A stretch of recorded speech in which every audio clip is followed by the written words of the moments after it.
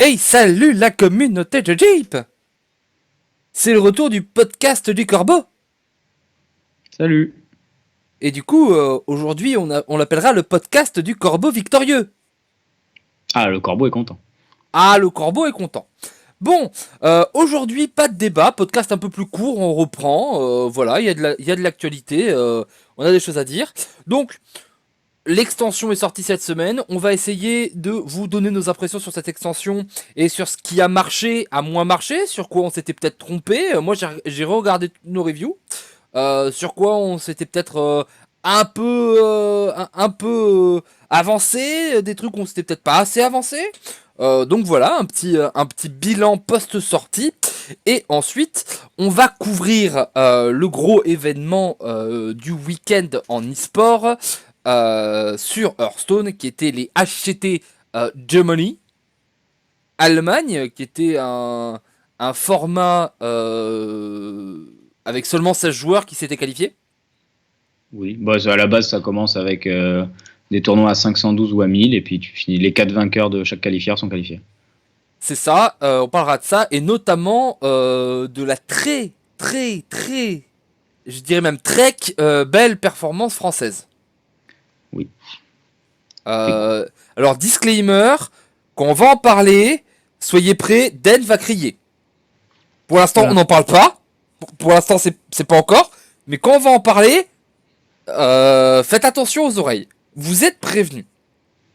Bon, allez, on commence et on va parler de cette extension. Alors, une fois n'est pas coutume, mon pote Oden, qu'est-ce que tu penses de cette extension? Parce que toi, t'as beaucoup joué, notamment parce que t'avais des joueurs à train, t'avais des gens à coacher. Qu'est-ce que t'en penses de cette extension?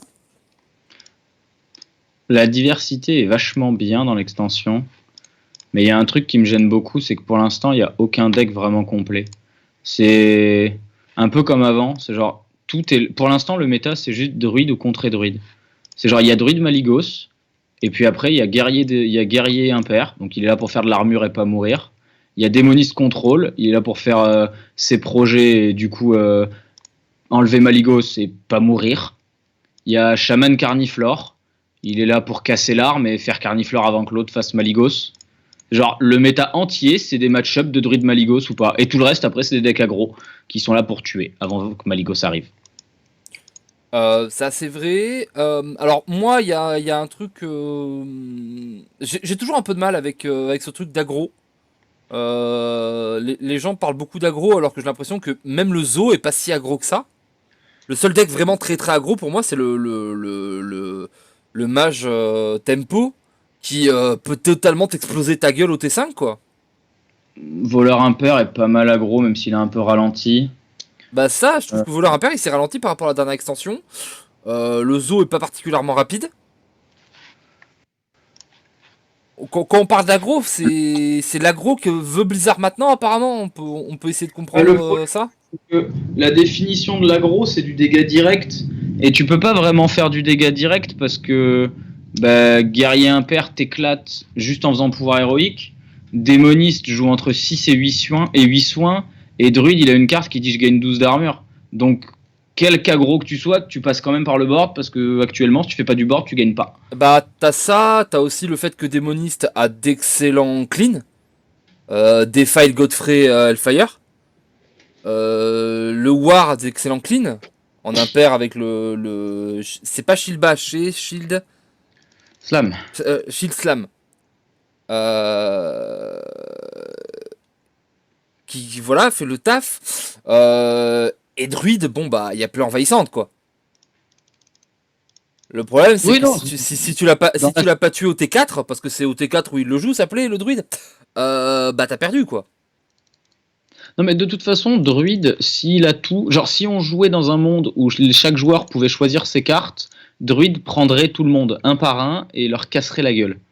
Et il n'y aurait même pas de discussion en fait. Hein. Si Druid pouvait choisir ses cartes, il ne perdrait jamais. C'est un peu vrai. C'est un peu vrai.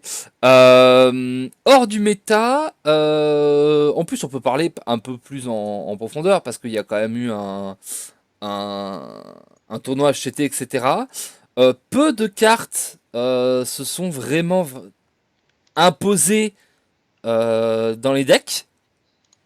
Je crois qu'en chaman, à la limite, la seule carte de type chaman qu'on a vu vraiment être présente, c'est Electra Rat Tempête. Pendant nos reviews, on était assez chaud sur Electra Rat Tempête, il se révèle qu'elle est très très bien. Elle est très forte en. Elle est très forte en chaman carniflore. Elle est jouée dans d'autres chamans, mais pour l'instant, on l'a pas trop vue. En carniflore, elle marche très bien, oui. Euh, Les doubles pluies, les doubles tout ça, Chasseur, on a pareil, on a une carte qui est le plan secret qui vraiment s'est imposé. On l'avait dit, c'était super bien. Euh, Non, ça, c'est pas vrai. Bah si, on avait dit que plan secret c'était bien. Oui, mais elle s'est pas imposée. Oui, enfin, tous les chasseurs la jouent actuellement. Absolument pas. Ah bon? Bah Il y a moi, il y a un chasseur qui la joue et ce chasseur représente moins de 0,3% du méta. oui, bien sûr, mais au moins c'est un deck qui est compétitif et qu'on voit et que On on a voit vu en pas. tournoi, alors que pour l'instant, la stratégie bombe, etc. Le deck a pas encore on n'a pas encore trouvé de deck qui soit vraiment très efficace avec. Ah oui, non, ça, la stratégie bombe, pour l'instant, on n'a pas de deck qui est efficace avec et je sais pas si on en aura. Voilà, Et, quand je dis s'impose, c'est que voilà, en tout cas, on voit que la carte est jouable et est forte, tu vois, c'est pas, effectivement, il n'y a pas beaucoup de chasseurs. Si on part sur le pourcentage, si, il y a beaucoup de chasseurs, oh, mais c'est pas des tant que chasseurs ça. Mais c'est des chasseurs recrutement, c'est pas des chasseurs. Ouais, c'est vrai Il y qu'il y a... a un peu de C'est recrute. que des chasseurs recrutement quasiment, parce que bah, c'est le chasseur qui bat druide. Encore une fois, je veux dire, Ouais. j'ai l'impression de me répéter, mais Démonis, c'est peut-être la classe qui a eu le plus de cartes qui sont vraiment sorties du lot. Il y a le séjour des âmes, le sort légendaire qui est pété. Je pense que tout le monde est d'accord pour dire que c'est pété. Diablotin double est joué. Infusion d'âme est joué. en Projet Zo, est joué.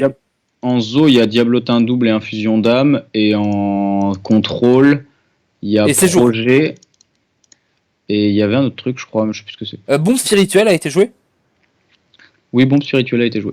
J'ai même vu Ectomancy tourner un peu. Mais très très vite. Et bon voilà quoi, le sort légendaire qui est pété. Bon, Globidinous Floop, on l'avait dit, mais c'est pété. Bah, oui, la carte est complètement cassée. Voilà, Fleuriste, on l'avait dit, mais c'est pété. Non, Fleuriste n'est pas pété, pour le coup. Ah Enfin, bah elle est forte dans ce qu'elle fait, mais elle est que dans un seul archétype, elle est que dans le druide meule. oui, mais Parce que. elle est que dans le Togwaggle, mais elle a fait passer le Togwaggle d'un même deck à... Hey, je suis peut-être le meilleur deck du méta en ladder, parce qu'en ladder, beaucoup de top 1, top 2, top 3 que je vois, c'est des mecs qui font ouais, c'est ma version du Togwaggle. Non, c'est juste druide. Oui, après c'est peut-être druide. Enfin, c'est idiot, mais tu connais la blague tu sais, du mec qui vient dans un bar et qui dit bonjour, je voudrais un café, un croissant. Le mec dit désolé, on n'a plus de croissant. Bon, ben un thé, un croissant. Et il fait ça en boucle.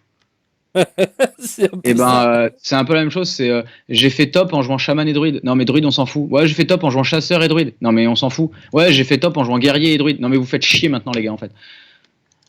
Euh, En War, on a le Docteur Boom qui est une bonne carte. Je l'ai vu tourner.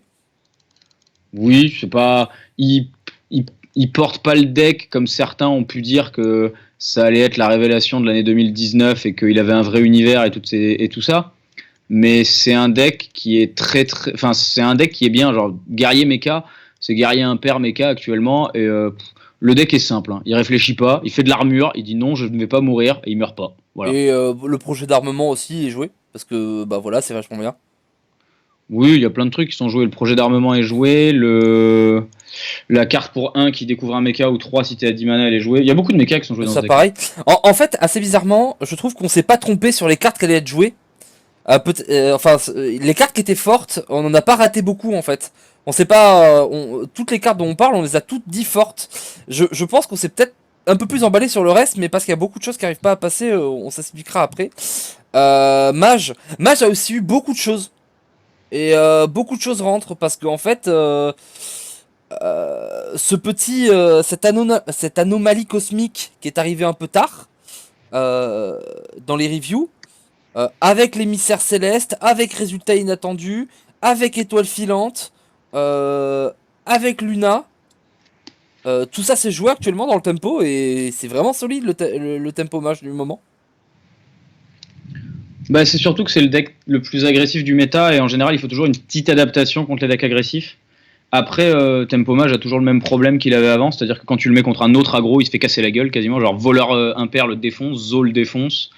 Le deck est vraiment là pour taper un truc, c'est les decks qui lui laissent les 3 premiers tours. Mais le problème, c'est que dès que tu arrives à tuer leur lit, le deck s'essouffle assez vite, quoi. Ouais, ça se fatigue. Paladin a pas grand chose qui est rentré. Il y a Lumitron. Paladin n'existe pas des masses pour l'instant. Il y a Paladin impair qui est un peu là. Mais le problème pour l'instant, c'est que dans l'extension d'avant, en fait, Paladin impair, il était là parce qu'il y avait double déchireur du vide qui aidait un peu contre Druid. Le problème, c'est que pour l'instant, les gens sont partis sur du méca, magnétisme, etc. Et du coup, il n'y a pas forcément la place de mettre ces cartes tech pour les match-up. Et le problème, c'est que si t'as pas tes cartes tech pour Druid, bah, t'as beaucoup de mal à battre Druid. Donc je pense qu'il faut encore un petit peu raffiner Paladin. Ouais, c'est ça. Et aussi parce que Paladin a pas de carte qui tue Malygos. Donc Paladin Control peut pas lutter contre Malygos qui arrive forcément à un moment. Et Paladin Aggro a pas forcément pour l'instant la place de mettre des chieurs du vide quand il part sur les mechas. Du coup, peut-être un petit besoin d'équilibrage encore du côté du Paladin. Ouais, je pense que le deck va mettre un peu plus de temps à sortir. Prêtre, bon bah il y a le sujet d'expérience et le sang dessus dessous.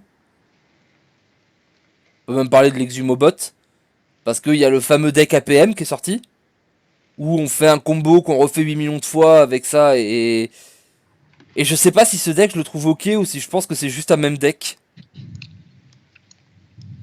Qu'est-ce que t'en penses toi? Un peu des deux. Ouais hein. C'est... Il y a... J'ai l'impression qu'en tournoi, faire tout ça, avec la pression que tu prends, sur ton BO5, si t'es au 5ème match, et qu'il faut que tu fasses tout ton combo là, alors que t'as joué toute la journée, que t'es en finale, en fait il me semble trop dur au niveau de l'APM ce combo pour être fait de manière constante. Oui, et puis il y a toujours le même problème aussi, c'est que c'est marrant quand l'adversaire il sait pas à quoi s'attendre. Mais quand tu sais ce que c'est le deck, genre dans un environnement tournoi à liste ouverte, et ben si t'es pas contre un deck contrôle, le mec va juste aller full tête, genre constamment. Ah, ça par contre, tous les agros ils te regardent, ils te font hey, t'arriveras pas à Crypt Chisik. C'est ça, donc pour l'instant j'ai l'impression que surtout le deck profite du fait que ces nouveaux méta, on teste des trucs. Ouais, pas de souci, on teste des trucs, ok. Mais quand les gens vont arrêter de tester et si le deck devient une vraie menace, bah tu vois, moi honnêtement, si Tempo Mage se fait une place, si Zo sort pas du méta, si Voleur Impair continue, je pense pas qu'on va le ramener beaucoup en tournoi celui-là. Hein. Ouais, je suis pas sûr. Le voleur, le spell légendaire du voleur qui fait piocher tout le deck est rentré. Même si je le trouve il est un peu... Pour moi, c'est totalement normal qu'il soit rentré. La vraie question, c'est est-ce qu'il va rester. Oui, voilà. On parle d'un sort impair qui permet de piocher tout ton deck en deck aggro. Ouais, c'est normal que 2 jours après l'extension, il soit dans le deck. Maintenant, dans une semaine, quand il y a un mec qui aura fait 600 games sur voleur impair, est-ce qu'il sera encore dedans? C'est une autre question.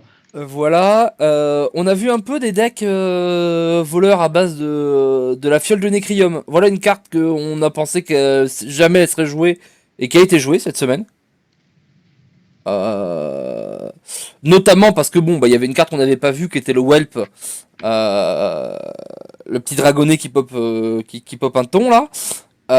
Et la lame en Nécrium. On a vu des gens tenter du lapin aussi. Un peu sur le ladder. Ouais. J'ai l'impression que tout ça c'était très mémi et que ça va pas rester. Ça manque un peu de... En fait, c'est des decks qui sont sortis les premiers jours.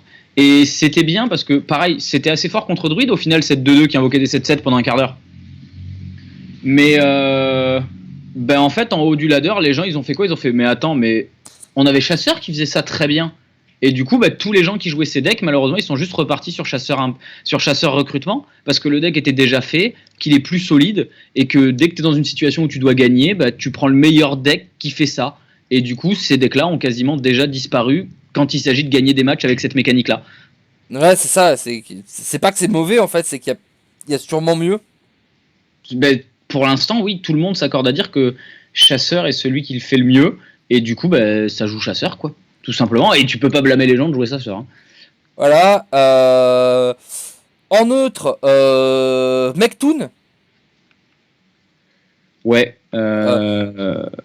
Avec 10 démons qui a failli faire la surprise avec son prêtre Mektoon. Et c'est dommage. Alors, il y a des gens qui gagnent des HCT germaniques, on dit que c'était tout pourri, Mektoon. Oui. Quand je l'ai vu marcher, je pense pas que ça reste très fort, mais je pense que dans un environnement conquête, se dire, essayer de faire un méta call et se dire, il y a des decks qui résistent pas au deck combo et je vais jouer full combo. Tu peux clairement débarquer avec Druid Meul, Démoniste Mektoon, Prêtre Mektoon et un 4ème deck. Voilà, et un Carniflore. Un Carniflore. T'étais pas capable avant de faire une line-up full combo. C'est possible maintenant. C'est assez intéressant. C'est intéressant, et la question surtout, c'est est-ce que ce sera un jour viable? Parce que déjà, il y a 2 paramètres à prendre en compte. 10 démons, c'est loin d'être un touriste. Et on a vu qu'en une semaine de préparation, c'est pas suffisant, apparemment. Parce que le prêtre Mektoon, on a bien vu que c'était le deck sur lequel il était le moins à l'aise. Oui. D'ailleurs, c'est celui qui lui coûte le BO contre Thaïs, je crois qu'il prend les 3 dessus. Hein. Donc déjà, il y a ça. Ouais. Donc là, on parle de 4 decks comme ça, que tu joues pendant 8 heures, 9 heures, 3 jours de suite. Ça fait quand même un bon paquet de temps passé dessus, je trouve. J'avoue. Et ensuite, il faut qu'il le méta. Enfin, tu n'as pas le droit à l'erreur. Parce que tu prends une line-up aggro, tu regardes le mec, tu fais on va pas la jouer. Non, ce BO, on va pas le jouer, merci. Mais c'est gentil de proposer. Hein. C'est un peu ça. Donc, on est quand même sur quelque chose, genre, c'est plus du ciblage à ce niveau-là. C'est de la laserification. Oui, c'est ça. C'est vraiment. C'est le métacall du champion. C'est soit t'es champion, soit t'es bidon. Tu sais, c'est le truc genre 0-2 ou 0-2 ou 8-0. Ouais, c'est ça. Et à côté de ça, derrière, au niveau des légendaires, Messager Celestia, pas du tout. Mystifix, arrêtons de déconner. Sujet 9, peut-être un peu, mais c'est pas fou. Ziliax en paladin, le nouveau paladin impair qui... Alors, on peut en parler, on va en parler après, je les garde après. L'Elec qui est rentré. L'Elec est dans tous les decks voleurs actuellement. Bon, voilà. C'était pas très dur à voir, ça. C'était assez évident. Pour l'instant, aucune carte Oméga n'est rentrée. Si, du coup, dans le mec... dans le prêtre, il y est, l'Oméga.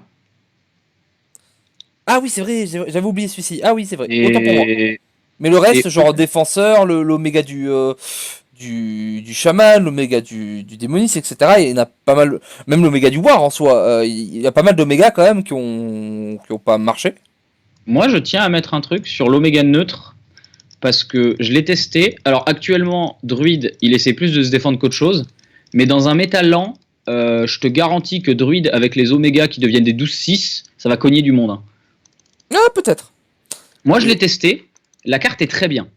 Il n'y en a pas besoin actuellement, parce que en Druid Maligos, tu essaies surtout de taper des contrôles. Enfin, tu essaies surtout de taper les agros actuellement. Mais c'est faisable, et c'est loin d'être mauvais.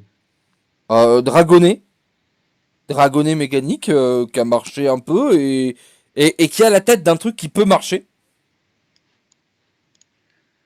Ouais, il faudra voir à quel point la carte est bien par rapport au reste. Parce que pour l'instant, voilà, le deck recrutement et synergie de gros trucs, c'est chasseur. Et pour l'instant, il continue de le faire oral d'agonie plus qu'au magnétisme. Oui. Il y a des decks magnétisme qui sont en train de sortir, qui ont fait des tops. Maintenant, il faudra voir si c'est des tops parce que les gens connaissent pas les decks ou si parce que Ouais. le deck est trop fort. Ça reste compliqué, on en parlera juste un peu après du magnétisme. Galva parce que Mechtoon, galvaniseur qui baisse le coût des mechas dans la main parce que ça marche sur Mechtoon et que ça permet des combos à des decks qui n'étaient pas capables d'avoir le combo Oui. sans lui. Et alors, la grande, et on l'avait dit, hein, on l'avait dit, je me rappelle qu'on en parlait, on s'était dit, je referai ma phrase après, l'inventrice ricanante, la 2-1 qui invoque deux anoyeutrons, qui est peut-être la carte la plus jouée depuis la sortie de l'extension, Oui. la nouvelle carte la plus jouée. Et je sais pas si tu te rappelles, on avait eu un débat parce que tu sais, justement, on s'était dit, on s'était foutu sur la gueule sur cette carte. Oui, mais c'est pour les agros, mais non, mais c'était 5, ça met des tonnes, c'est pas agro, c'est pas ça de l'agro. On s'était pris la gueule et à un moment, on s'était dit, mais si on trouve que c'est fort dans tout, est-ce que c'est peut-être pas parce que c'est trop fort comme carte? Est-ce que ça se vérifie pas un peu? Bah, les réponses commencent à apparaître. Il commence à y avoir des chevaliers de sang dans les decks. Il commence à y avoir des moussus un peu plus présents, etc. Mais oui, la carte est extrêmement énervante dans la majorité des decks dans laquelle elle est jouée. C'est En token, c'est fort offensivement, c'est fort défensivement, c'est. Je te dis, pour moi, c'est une meilleure carte que. Ah, alors, ça a des contres, hein, plus, heureusement. Mais en soi, c'est une meilleure carte que Slash Belcher. bah, il faudrait comparer dans leurs méta respectifs, mais peut-être. Et c'est vraiment cette invocatrice ricanante. Le gling gling. Waouh!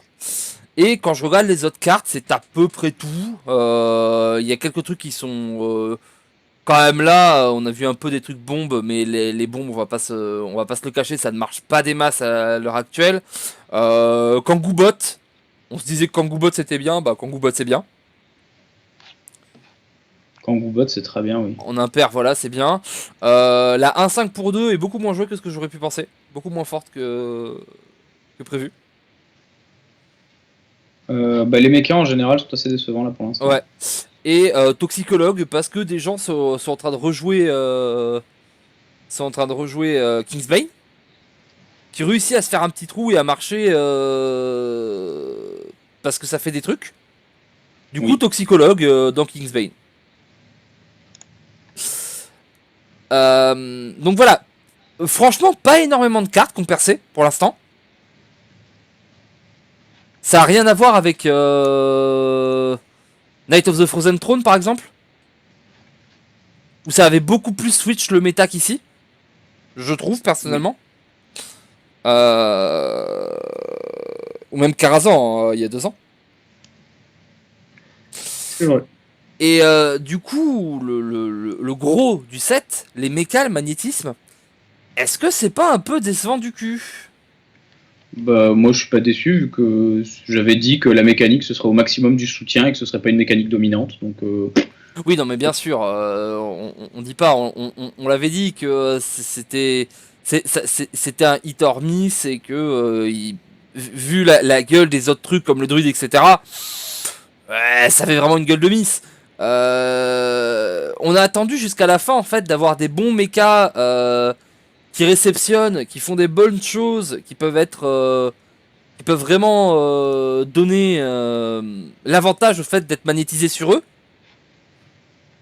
Au final, on n'en a pas eu un seul, en fait. Les mechas qui reçoivent ont jamais un bonus parce qu'ils reçoivent. Tu vois, il n'y a pas de combo dans ce style-là. Euh... Il y a très... Le magnétisme le plus fort, c'est clairement la 5-5. non, c'est Ziliax. Oui, enfin, effectivement, il y a Ziliax, la légendaire. Mais pareil, pour le coup, c'est un T5. Mais l'engin de guerre est juste derrière. Franchement, L'engin de guerre est dans très peu de decks. Hein. je dis pas qu'il est dans beaucoup de decks. Je dis que c'est sûrement le magnétisme le plus fort.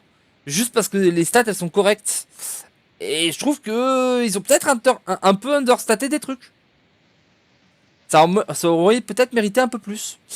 J'ai l'impression que ça va pas réussir à faire son trou magnétisme. Qu'est-ce que t'en penses?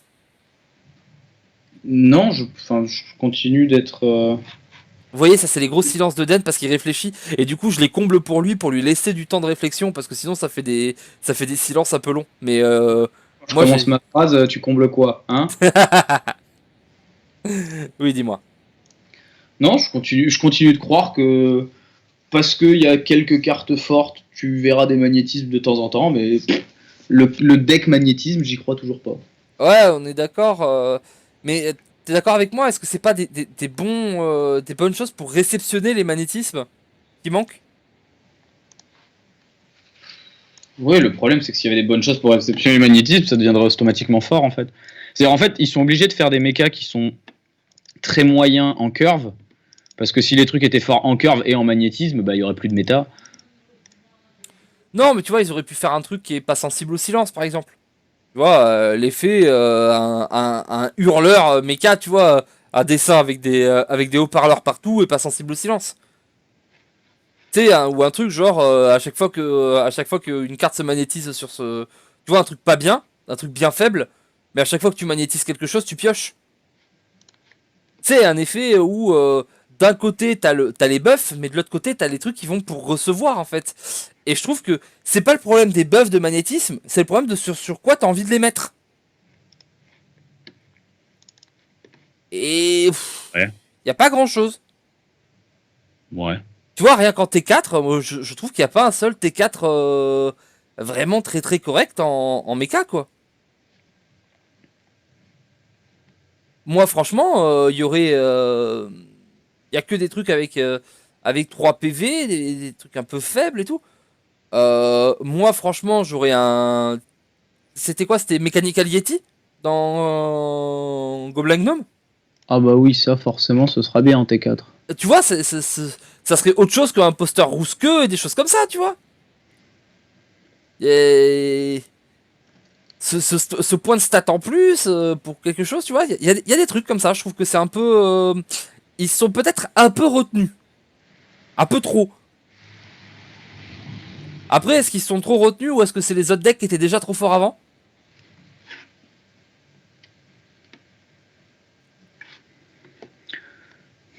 C'est dur à dire. En fait, le truc, c'est que les archétypes ont pas vraiment évolué. Je veux dire, pour l'instant, tout ce qu'on a, c'est des améliorations d'anciens decks. Du coup, c'est dur de juger une mécanique en elle-même alors qu'elle fait partie d'un truc qu'on connaît déjà et dont on connaît déjà la puissance. Ouais, c'est. Après, c'est peut-être parce qu'il y a des power Quand cards. tu regardes ce qu'ils faisaient avant, genre par exemple les mechas là où ils sont le plus utilisés actuellement, c'est guerrier impair. Bah, je suis désolé, guerrier impair, tu le joues pas parce qu'il a des mechas. Guerrier impair, tu le joues parce que bah, il regarde aggro et lui dit non, tu ne passes pas, tu arrêtes maintenant. Roger, tu vas ranger ta chambre. Voilà pourquoi tu joues guerrier impair. Et du coup, bah, tu sais pas si tu juges vraiment les mechas ou est-ce que tu juges le deck. Enfin, tu sais pas vraiment où est la limite en fait. Du coup, il Genre, y a est-ce que quoi comme nouvel archétype vraiment au top qu'a apporté cette extension? bah, démoniste contrôle est revenu du coup. Il y a un vrai démoniste qui dit non, je meurs pas. Oui, enfin, Démonis qui meurt pas, je veux dire, c'est jamais particulièrement parti, hein. Je veux dire, alors oui, c'était de manière Bah, différente. depuis Des les fois c'était avec des cubes, des c'était fois c'était avec super, des hein. trucs. Mais Démoniste, je pose Gul'dan, je décède jamais. Ça fait quand même un certain temps qu'on le connaît, le loup.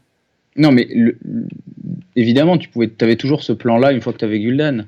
Mais là, t'as un vrai. C'est ton plan de jeu, quoi. Tu n'as que ça. Tu ne fais que ça. Oui, c'est vrai, mais bon, ça reste très très proche du reste quand même. Mais Je suis pas en train de dire qu'on a réinventé. oui, voilà, on a réinventé la roue. Euh, j'ai l'impression que ça doit être peut-être l'extension qui a apporté le moins de nouvel archétype. C'est possible, c'est possible. Parce qu'au final, Togwaggle, Maligos, etc., ça existait déjà avant, c'est juste que ça a été buffé. Ça a ramené Zo. Ça a ramené Zo. Ça a ramené Zo. Mais Warrior Impair, c'était déjà joué. Warrior Impair était déjà joué, Démonisper était déjà joué, tous les druides étaient déjà joués. Je veux dire, il y a Token et. Rogue, je mets plein de 4-4 dans mon deck, ça existait, sauf que maintenant t'en mets beaucoup plus des 4-4 dans ton deck. Oui, voilà. Carniflore, il a pris une carte et puis il est content et Shaman ne bouge plus. Le chasseur, il a rien de nouveau. Les chasseurs, c'est quasiment les decks, exactement les mêmes decks qu'avant. Oui. Des fois à la carte près.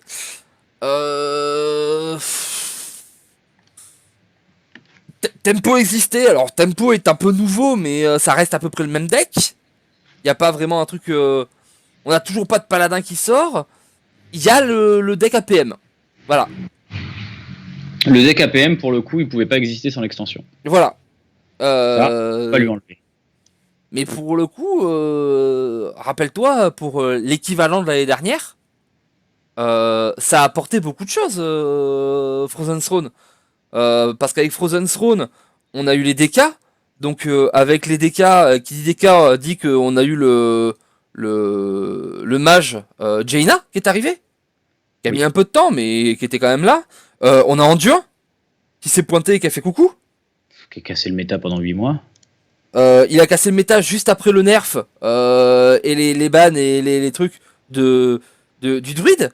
Parce qu'il y a le druide qui était pas très bien dans Ngoro, qui a eu son gros buff et qui est revenu en mode ah ouais, j'étais pas le premier deck pendant une extension. Attendez, Ultimate Infestation, on est là. Et ça aussi, c'était jouable que là. On avait le deck ultra défensif avec Capte Talent, qui a permis de gagner les HGG, notamment grâce à Stan Sivka qui a inventé le deck, ce héros. Les gens qui connaissent forcément comprennent la vanne. Et ça avait apporté beaucoup de choses. Quand on commençait, on se disait ah ouais, ça c'est nouveau deck, il faut apprendre à jouer ça. Même apprendre à jouer prêtre combo avec Anduin, c'était pas ultra simple. À apprendre. Le chaman Evolve nouvelle version avec le truc, c'était un peu nouveau aussi. Il y avait plein de trucs. Là, cette extension, tu sais à quoi elle me fait penser un peu à moi? Ça va pas être sympa, mais au grand tournoi, Ah ouais. elle est pas aussi mauvaise, hein. Mais Oh, au niveau de l'impact qu'elle a sur le méta, t'as 2-3 cartes qui sont venues buffer des decks qui étaient déjà là, mais j'ai l'impression qu'on a du mal à trouver des nouvelles choses. Est-ce qu'on n'est pas retombé dans le même problème qu'avant dans Hearthstone, où on a des cartes trop pétées? Moi, j'ai pas l'impression, mais tu soulèves peut-être une problématique qui mérite qu'on en discute. Voilà. Mais ce sera le débat pour une prochaine fois. On invitera des gens et est-ce que ton jeu est bloqué à partir du moment où tu as un sort pour 10 qui te fait piocher 5, mais une 5-5, mais 5 points de dégâts, te donne 5 points d'armure, te fait 5 cafés et te permet d'avoir 5 vierges au paradis. Si tu joues Mektoon. C'est une question à poser. Est-ce que tu as autre chose à dire sur l'extension, un truc qui vraiment te tient à cœur, ou est-ce qu'on se garde voilà, un petit débat pour une prochaine fois avec des invités pour parler plus en détail. Peut-être qu'avec une semaine, tout peut changer aussi. Hein. Est-ce qu'il y a un truc qui me tient à cœur sur l'extension? Par exemple, que tu trouves que fusée à ressort, c'est une 2-1 pour 3 et c'est vachement bien. Ouais, on nous a dit qu'on avait parlé pas assez vite de la fusée à ressort, du coup je la ressors. Pardon. Non, je pense que pour l'instant, le méta évolue très très vite. Ouais, ça ce qui est une très bonne chose. Et il faut pas oublier certains decks, et il y a certains styles de jeu, je pense, qui sont pas encore sortis, notamment les vrais decks combo. Ils sont pas encore sortis. Et du coup, pour l'instant, en fait, la surdomination de Druid, le gros point, c'est que je suis pas encore sûr qu'il faille nerfer Druid. Je suis pas sûr à 100%. Je suis sûr que c'est trop fort, ça c'est sûr, mais je suis pas sûr qu'il faille le nerfer. Ouais, il y a du sens à ce que tu dis. Parce que je continue de penser que Druid est une classe que tu peux, sur lesquelles les joueurs ont beaucoup d'impact. Oui, après bon, à partir du moment où tu dis si cette classe tu lui donnes le choix, elle va battre tout le monde tout le temps. C'est peut-être qu'il y a quand même un nerf à mettre. C'est pour ça. Non, mais c'est pour ça que j'ai dit que je suis pas sûr. En fait, ouais. Le fait que ce soit trop fort, oui, ça c'est sûr. Mais est-ce qu'il y a besoin que ce soit Blizzard qui s'en occupe? Parce qu'au final, on l'a vu. Genre, on va en parler après, mais est-ce que tu as vu le win rate de Trek sur Druid au tournoi? J'ai regardé les matchs, j'ai pas vu de. Monstrueux son win rate sur Druid. Enfin, contre Druid, hein, je parle. Oui, c'est contre Druid, oui, tout à fait. Il est monstrueux le win rate qu'il a mis contre Druid. Du coup, au final, ok, la classe est trop forte. Mais la classe est trop forte parce qu'elle a des mécaniques particulières, mais qui sont contrables, contre lesquelles tu peux jouer. Donc, est-ce qu'en fait, en ne le nerfant pas, tu te dis tout le monde ramène Druid, un peu comme dans le méta d'avant, tout le monde ramène Druid et démoniste. Après, et du coup, il y a des mecs qui débarquent et qui disent ah, vous ramenez tous Druid et démoniste? Ok. Bah, on vous punit pour ça. Après, les stats de Trek, elles sont peut-être un petit peu buffées par le fait que, il a eu des tickets de la shot à Volvi, parce que il burn une carte dans le match en Carniflore versus Maligos, et c'est le Maligos. Il en burn une, hein. C'est même pas lui qui le burn, c'est l'adversaire qui le choisit, et il choisit de se mettre à 10. Il fait burn 4 cartes à Trek, y a pas une partie du combo qui part dedans. Bon, le mec il en burn une, c'est Maligos. Forcément, quand tu fais ça, ça se passe mieux derrière. Ah bah oui. Voilà. Et après, il a joué contre Corpami, là, ou je sais pas quoi, qui s'est dit, tiens, je vais jouer Maligos super tôt, comme ça, je vais plus pouvoir jouer une seule bestiole. Sinon, mon floup, ça devient plus un Maligos. Puis à un moment, il l'a oublié, il a posé à l'Extrasa, il a passé son tour, puis il a vu son floup dans sa main, il s'est tenu la tête, il a pleuré. Bon. Mais je suis pas sûr que ce soit si évident que ça. Peut-être que les joueurs vont mettre un peu de temps à s'adapter, parce que Maligos, Stockwaggle, etc., c'était pas des decks qui étaient ouverts à tout le monde, hein. C'est parce que tout le monde jouait avant. C'était joué, mais le druide de l'extension d'avant, c'est quasiment la même chose. Au final, les cartes en druide, tu fais du mana, t'as du nourrir, t'as du machin, c'est toujours les mêmes cartes qui reviennent. Mais avant, c'était plutôt, on met des Adronox. Là, c'est allé assez vite. Les gens sont plutôt basés sur Maligos, des choses comme ça. Apprendre à le jouer, c'était peut-être un peu plus compliqué. Peut-être eu des erreurs aussi de ce côté-là à voir dans le futur. Bon. Je pense qu'on va clore ici, et disclaimer, c'est le moment où ça risque de faire mal aux oreilles et moi je suis obligé de garder mon casque, donc je vais souffrir pour vous. On passe à la page e-sport et je vais laisser Den vous expliquer ce qui s'est passé ce week-end. On a gagné! Voilà, c'est tout. Vous voulez résumer?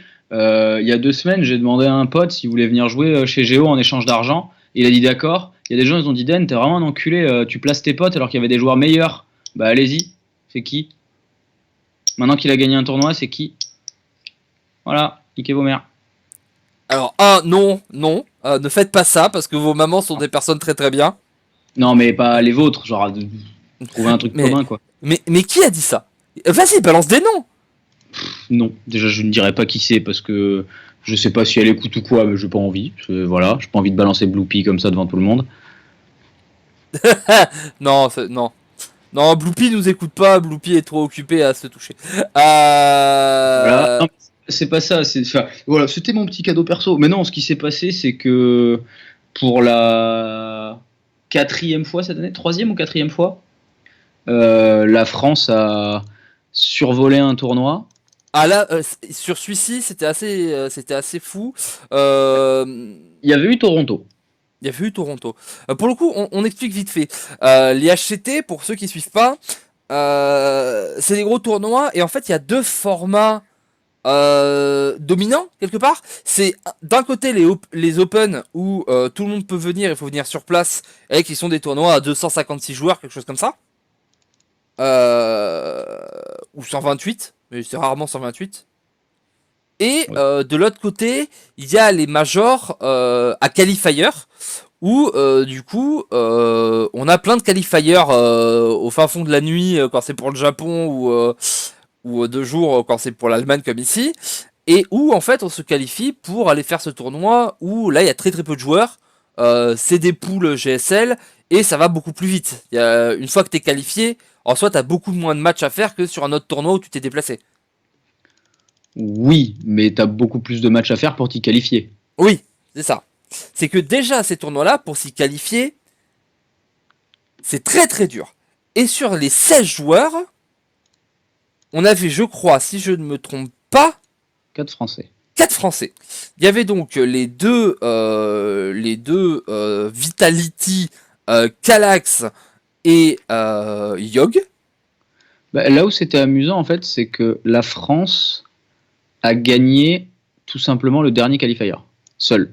En fait, le dernier qualifier, Oui. c'était que des Français. Il y en avait 4 par qualifier, et le dernier, ça a été 4 Français. Du coup, il y avait Trek. Il y avait Trek, Calax, Yogg et Underman. Et Anderman. Alors Anderman, pour le coup, si Trek est l'outsider, Anderman, c'est le coiffeur. Et quand je dis ça, c'est pas, c'est terrible, ça va être mal pris, c'est pas du tout ce que je veux dire. Je veux dire, Anderman, c'est le challenger de l'outsider qui a outsidé déjà. C'est-à-dire que même sur la scène française, personne ne le connaît. Si, un peu.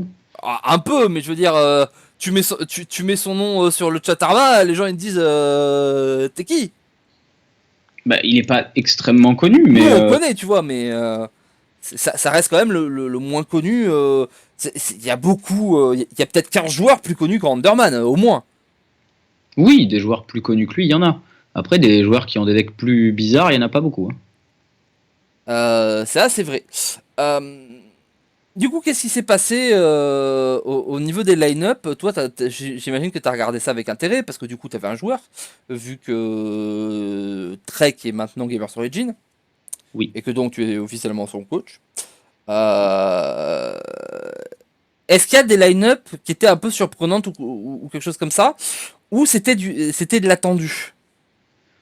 Bah, il y avait des trucs surprenants, mais comment dire? En fait, il y avait des trucs surprenants du point de vue du méta, mais pas surprenants quand tu connais les joueurs qui les ont amenés. Genre, par exemple, Voleur Miracle qui était pas très populaire, le fait que Cassie l'ait amené, ouais, bah, c'est un des meilleurs joueurs de Voleur Miracle au monde, donc ouais, en fait, s'il y en a un qui devait l'amener, c'était lui. Donc c'est surprenant de voir Voleur Miracle, mais c'est pas surprenant que ce soit Cassie qui l'amène. Oui. C'est un peu ça l'idée, en fait. Et du coup, le truc, c'est que il y a eu très peu de risques de la part de la majorité des joueurs, c'est-à-dire que 80, sur les 16 joueurs, il y en a 14 qui ont ramené d'anciens archétypes légèrement améliorés. Mais sinon, le reste, on connaissait, quoi. C'était pas. Personne n'est tombé de sa chaise, j'ai envie de dire. Grosso merdo, on a pris les anciens decks et on a mis des gling-gling dedans, quoi. Voilà, après, c'était la question de qu'est-ce qu'on amène et qu'est-ce qu'on joue. Donc, il y a eu pas mal d'aggro, comme en début d'extension. Thaïs a joué pas mal aggro, Calax a joué pas mal aggro. C'était une des deux demi-finales. Il y a eu quelques anti-aggro, donc Trek était en anti-aggro. Yogg était en anti-aggro également. Enfin, un mélange. Il avait de l'anti-aggro et il avait de l'aggro. C'était une espèce de mélange. Du coup, il y avait un peu de tout, ce qui était bien et pas bien, en fait, dans un sens, parce que ben, du point de vue viewer, c'était bien, parce que quasiment tous les matchs, il y a des match-ups différents qui apparaissaient, etc. Mais pour les joueurs, ça a été très très compliqué de se mettre dedans et de passer d'un match-up à l'autre en permanence. C'est pas faux. Et de ce point de vue-là, je trouve que Trek a eu un gros avantage. Alors, c'est pas un énorme avantage, mais en fait, ses adversaires du top 4 et du top 8 avaient 120 mêmes cartes. Cassie et Colmary s'étaient préparés ensemble, et ils avaient les 120 mêmes cartes ensemble.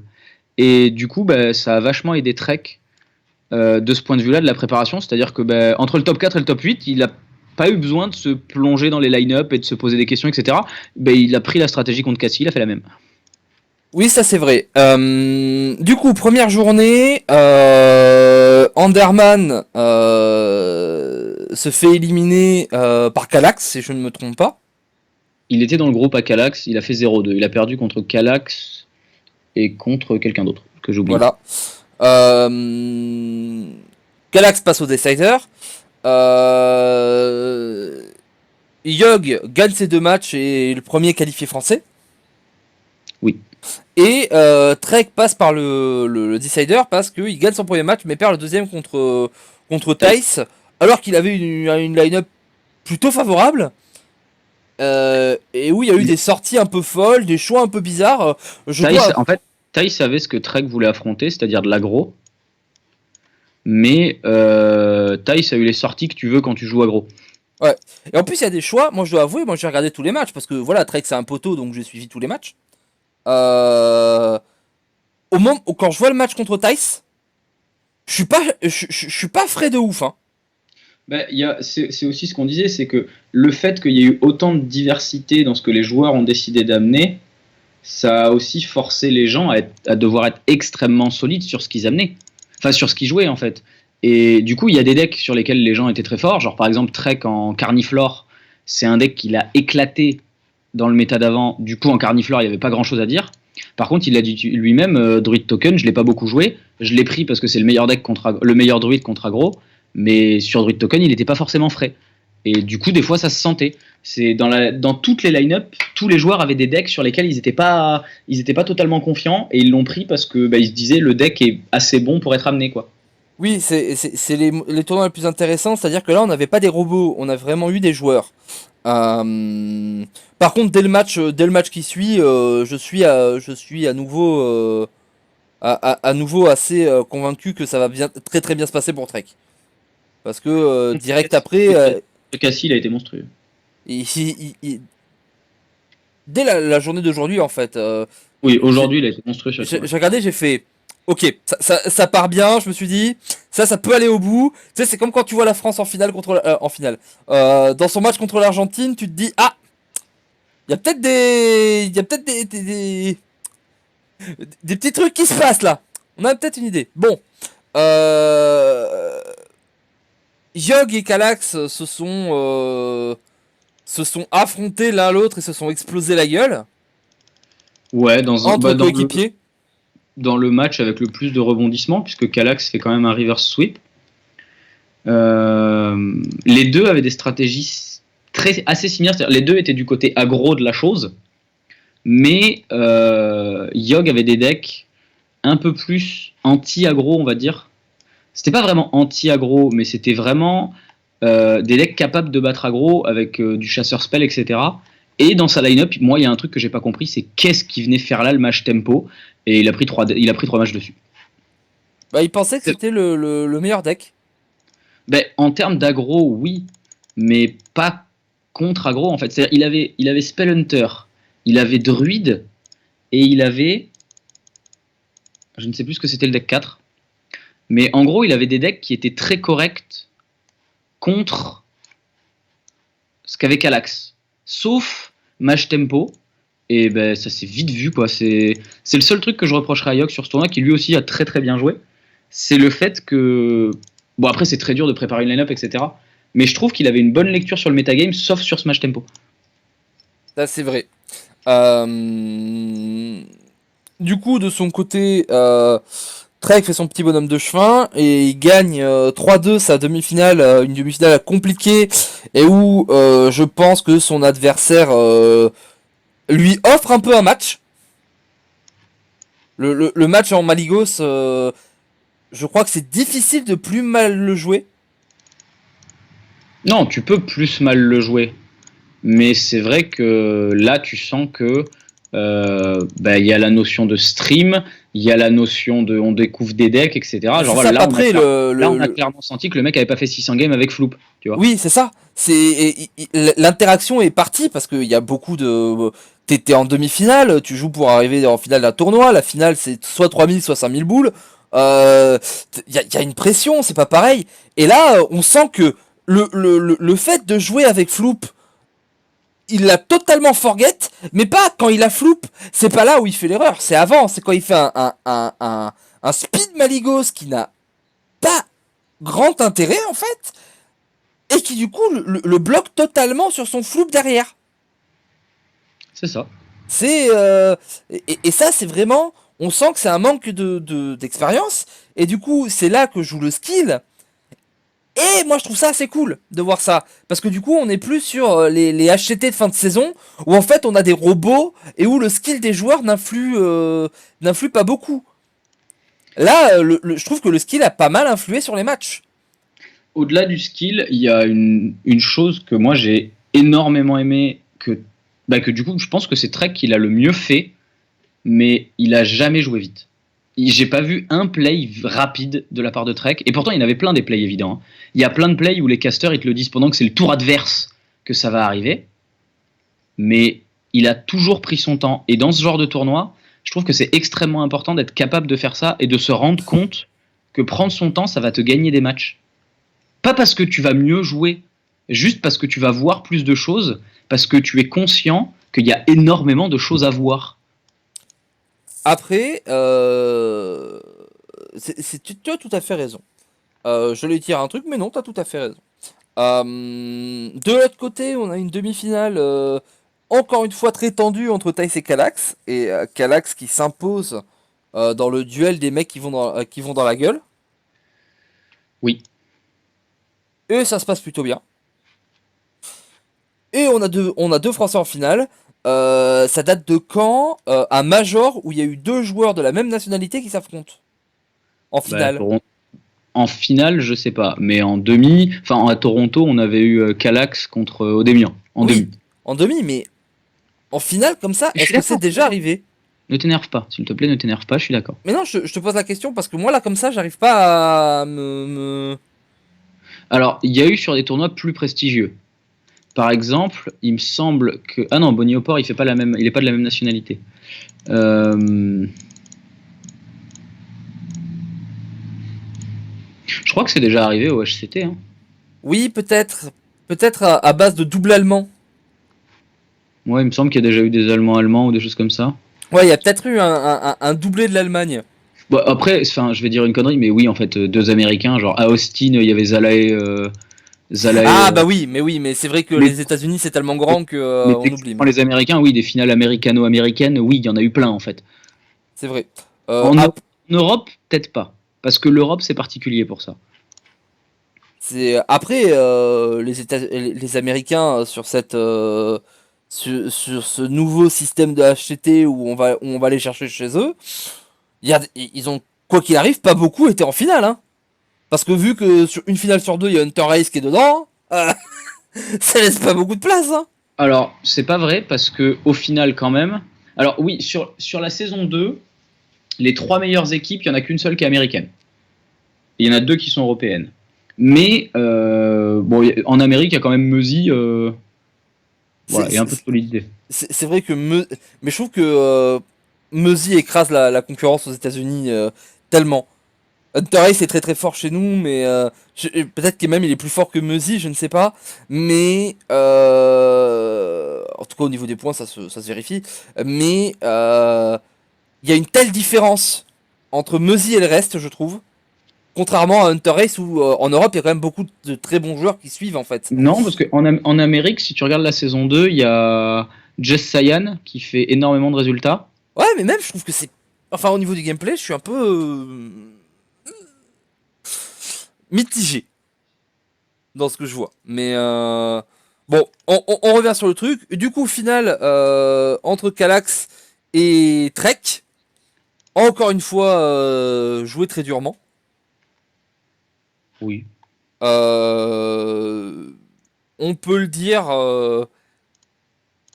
sur ce match-là en particulier. Trek a un petit peu le doigt de Dieu sur lui. Surtout parce qu'il y a des mauvaises draws du côté de Calax. Moi, Trek, il m'a un petit peu rappelé Odemian à Toronto pour 2 raisons. C'est que Odemian, il a éclaté la finale. Enfin, il a éclaté le top 8, on va dire. Parce qu'il a mis quand même que des 3-0 sur la route, le monsieur.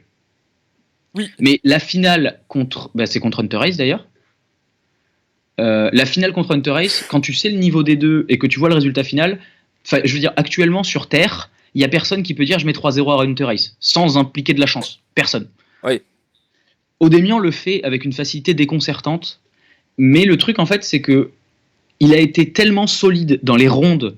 Quand il a été stream, il a montré des choses d'une qualité et d'une maîtrise, notamment en guerrier et en démoniste contrôle, où il a fait des trucs qui étaient fous, que en fait, une fois quand à la fin il arrive en finale et qu'il met un grand 3-0 en 25 minutes, c'est presque anecdotique en fait. Oui, c'est ça. Et ben j'ai l'impression que Trek sur la finale contre Calax, c'est la même chose. Il a été tellement bon contre Cassie et il a été tellement au-dessus de Colmary. Bon, Colmary qui fait une énorme connerie, Mais sur le reste du BO, Trek est au-dessus, je trouve, que en fait, quand Trek il arrive en finale, et que du coup, bah, il a de la chance. Après, il est ultra solide aussi. C'est ça, non, mais Il s'est vraiment amélioré au fur et à mesure sur son druide, en fait. J'ai pas dit qu'il avait gagné la finale par chance.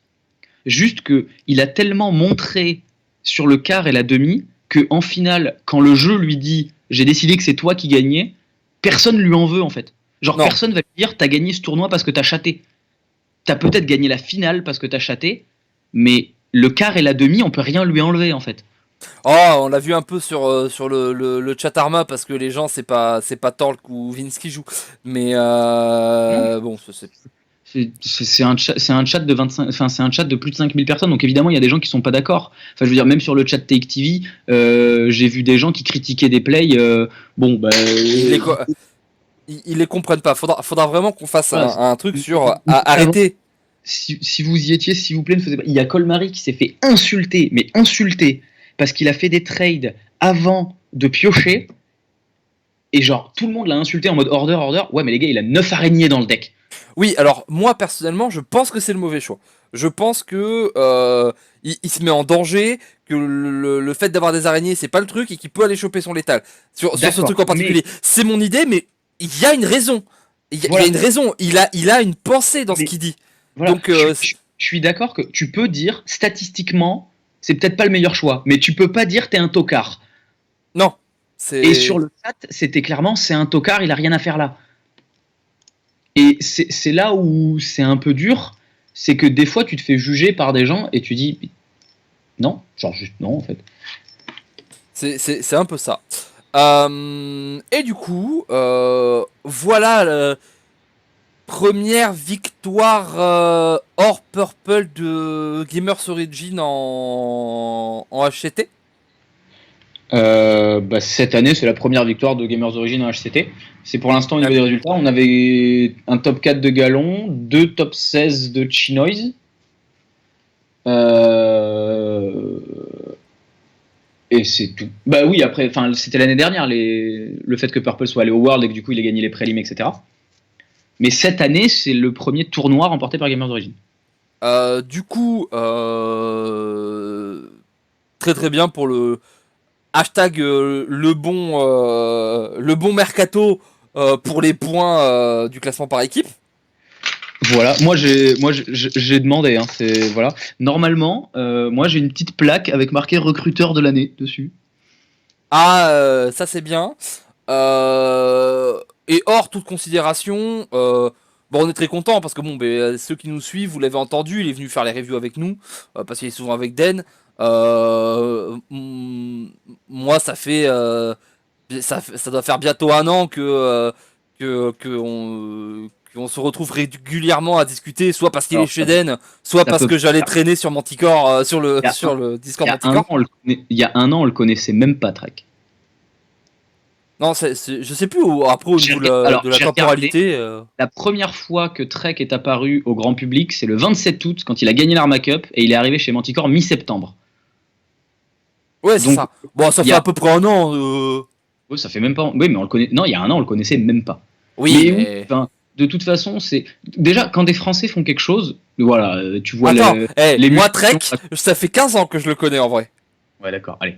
Et c'est vrai, pour l'anecdote, on la raconte parce qu'elle est marrante. On s'est rendu compte chez Den, avec Trek, qu'on se connaissait depuis gavé longtemps, parce qu'en fait, j'avais été judge sur Yu-Gi-Oh à l'époque, et lui, il venait faire tous les tournois Yu-Gi-Oh à Bordeaux, parce que c'était un joueur de Yu-Gi, qui connaissait très très bien une de mes ex, parce que c'était une joueuse de Périgueux là-bas, et qu'en fait, on s'était connus, sûrement j'avais pris ses scores, je l'avais fait signer sur des petits papiers, et que voilà, quelques années plus tard, on se retrouve comme ça, c'est marrant. Comme quoi, le monde est petit, le monde des joueurs de cartes. Voilà, c'est amusant. Mais non, oui, voilà, pour faire preuve de total chauvinisme, oui, quand des Français gagnent, quand des Français vont loin, au-delà du fait que ça fait plaisir, en fait, moi, ce qui me fait surtout plaisir, c'est l'émulation autour des gens et le fait que tout le monde arrive à se réunir autour, etc., etc. Mais après, quand c'est quelqu'un que tu connais personnellement, que tu as aidé à se préparer, que, bon, moi, dans mon cas, c'est carrément moi qui l'a fait venir chez Gamers d'Origine et c'est moi qui ai poussé, parce que pour l'anecdote, en gros, pour la saison 3, quand Chinoise a dit « je peux pas jouer, j'ai l'école », Gamers d'Origine a dit « bon, bah, Den, tu joues, on te met dans les team standing et tu reprends la compétition ». J'ai dit « les gars, c'est chaud ». Genre, vous me demandez de m'occuper des joueurs en tournoi, vous me demandez de réserver les billets, j'ai le boulot à côté, etc. Genre, je vais le faire pour vous faire plaisir, mais je vais pas être bon. Genre, ça va pas le faire, quoi. Je vais avoir besoin de Purple et Gallon qui jouent avec moi en permanence pour m'aider parce que je vais avoir la tête dans le sac et que c'est pas pour rien qu'on enregistre des podcasts à 3h30 du matin. Et- Voilà. Et du coup, bah, j'ai poussé pendant presque 10 jours pour que Trek vienne. J'ai réussi. Moi, j'étais déjà très content que Trek rejoigne l'équipe. Parce que chez les Manticores, j'avais créé des liens très forts. Et c'est déjà moi qui l'avais recruté chez Manticore d'ailleurs. Et voilà, mais là en plus, premier tournoi il le gagne, machin. Voilà, au-delà du fait que je peux me la péter parce que c'est moi qui l'a recruté, etc. En fait, même ça, je m'en fous.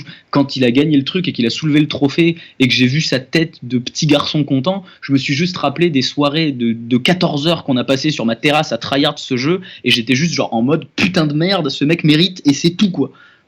Genre, Trek, il peut devenir yougoslave et changer d'équipe, ça changera pas le sentiment que j'ai que, bordel de merde, il le mérite ce tournoi et c'est tout. Comme au Démian quand il a gagné, où tout le monde a dit ça fait 3 ans qu'on attendait qu'il gagne un truc. Oui, Et ben c'est la même chose, sauf qu'on est moins à le penser pour Trek. c'est ça, on Voilà. a moins à le penser, mais du coup, on essaie de le penser beaucoup plus fort. Et malgré tout, gros GG à Calax, gros GG à Yogg, même Anderman, parce qu'il faut y aller là-bas. Hein. Il a pas de chance, le pauvre, il prend son 0-2. C'est 20 en Allemagne, prend 0-2, mange des currywurst.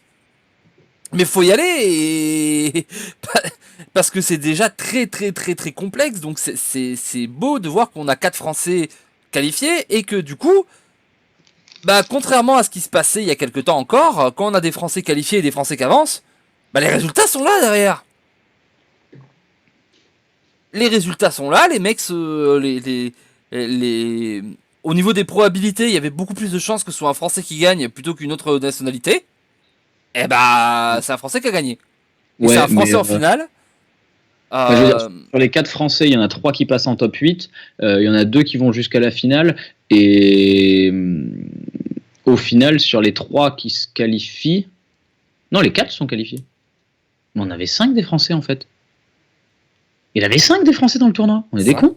on en a oublié un. Il y avait deux il y avait Yogg, Calax en Vitality, Trek, 10 démons, Underman. Ça fait 5. Et il y en a Il 4 qui sont passés en top 8. Il y était 10 démons. Ben oui, il y était 10 démons, il a perdu contre Tice en top 8. Ah mais oui, mais c'est vrai, mais il a pas été streamé, j'ai pas vu un seul de ses streams. Oh mon dieu, Non, désolé en fait, 10 démons. Oh là là. mais non, mais en plus j'en ai parlé de son prêtre Mais Mektoum. oui, en plus. Mais en fait, Euh, c'est pas ça, c'est juste qu'en fait, Underman, Yogg, Calax et Trek se sont qualifiés tous le même soir, alors que oui, 10 c'est démons ça. s'est qualifié avant. C'est ça. Mais oui, en fait, il y avait 5 Français sur 16 joueurs qualifiés parmi plus de 1000 participants au qualifier. Sur les 5, il y en a 4 qui font top 8. Sur les 4 qui font top 8, il y en a 2 qui vont en finale. Genre, à un moment, tu peux faire ce que tu veux. Quand tu fais les stats du bordel, ça s'appelle de la domination. Depuis 2018, est-ce qu'on peut le dire que d'un point de vue nation, maintenant, la France est quand même le pays le plus, le plus représenté. En tout cas, les équipes françaises. Tu vois, si on rajoute nos amis belges, avec Maverick, etc., parce qu'à un moment, faut pas déconner, les Belges et nous, on est les mêmes, hein. Ouais. On est des frères de gras, nous on a le confit, ils ont les frites, tout ça va bien ensemble. Euh, non, mais maintenant, il manque qu'on ait quelqu'un qualifié au playoff. Maintenant, en fait, ça y est, on a montré qu'on avait des joueurs capables de se battre au plus haut niveau. Maintenant, il faut montrer qu'on a des joueurs capables de se battre au plus haut niveau et aux plus gros enjeux. C'est juste ça qui manque en fait. Switz l'a presque fait 2 fois. Odemian, Anact l'a fait une fois. Genre le français qui allait le plus loin en HCT, c'est Anact. Oui, Sur le nouveau format. Sur l'ancien modèle, il y a Tars et 10 démons qui sont allés au tour d'après. Mais sur le nouveau format, les Français ont du mal avec les rondes suisses. Il faut qu'on passe ça maintenant, ça y est. Les Français sont des tryharders de ouf et je pense que on a la scène la plus dense au niveau des talents. Oui, largement. Il y a l'Allemagne. Parce que voilà, on voit que des joueurs qui sont pas forcément très connus, mais voilà, il y a d'autres qualifiés. On peut parler, tu vois, Trek il est pas qualifié là pour les HTT saison 2. Euh, alors que t'as des joueurs comme Et, Vince, Felkane. C'est pas nos meilleurs amis, mais bon, on en parle. Il y a beaucoup de joueurs français qualifiés partout. Est-ce que on pourrait enfin rêver d'avoir un champion du monde, d'avoir quelqu'un parce que ça fait longtemps qu'on n'a pas eu quelqu'un qui va au play-off, enfin au final du play-off, vraiment au championnat HCT. Ça ferait plaisir. On est encore en lice, en HGG, mais le format est dégueulasse. Ce sera pour une autre fois. Bon, on a tout dit. On va vous laisser. On vous fait des gros bisous. Alors, on est parti dans tous les sens, mais en même temps, on est très content. Voilà, c'est un copain. On a fait des jeux de plateau et on a mangé du gras. On a partagé du saucisson. Puisque c'est un podcast Jeep, sachez bien que pour la news de mardi, je vais faire la grosse feignasse et vous aurez une interview de Trek. Hein. Ah oui, non mais bien sûr, hein, je pense que bon, il sera là aussi pour le prochain podcast, juste histoire de dire que c'est la hype. Hein, Je vais peut-être demander à Calax aussi. Parce que Trek, je sais que j'ai pas besoin de demander. C'est ça. Oui, non, ça va. Mais je pourrais demander à Calax s'il veut faire l'interview aussi, et comme ça j'ai 2 news. Putain, c'est nul. À l'époque, moi, je gagnais des trucs. Tu faisais pas des articles pour m'interviewer, c'est nul. Bon. T'inquiète pas, j'arrive. Déjà, à l'époque, je te faisais les line-up. Alors. C'est pas faux. Bon, les copains, on se fait des gros bisous. On se retrouve très vite. Ça nous a fait très plaisir de refaire ce podcast. On a parlé de beaucoup de choses au final. C'était assez dense, mais je pense que c'était assez intéressant. Moi, en tout cas, ça m'a intéressé. Si vous, ça vous a fait chier, dites-le nous. Si vous avez aimé, dites-le nous. Si vous nous écoutez pas parce que vous êtes en train de jouer à World of Warcraft, c'est assez bizarre que vous entendiez cette phrase et pas le reste. Mais dites-le nous aussi. On vous fait des bisous. On se retrouve très vite. Où ça Den Partout. Voilà. Des bisous.